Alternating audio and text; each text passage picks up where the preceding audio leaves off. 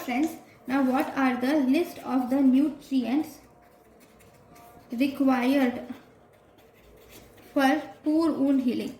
The nutrients required for poor wound healing are. So we have minerals for wound healing. For proper wound healing. For proper wound healing, we need iron, manganese, magnesium, copper, calcium, and zinc. For proper wound healing, we need ferrous, manganese, magnesium, copper, and zinc is needed.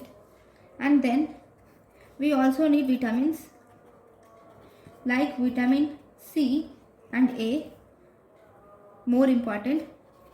We need vitamin riboflavin, then thiamine and vitamin E, and even pyridoxine. They are less important. Then if you see proteins,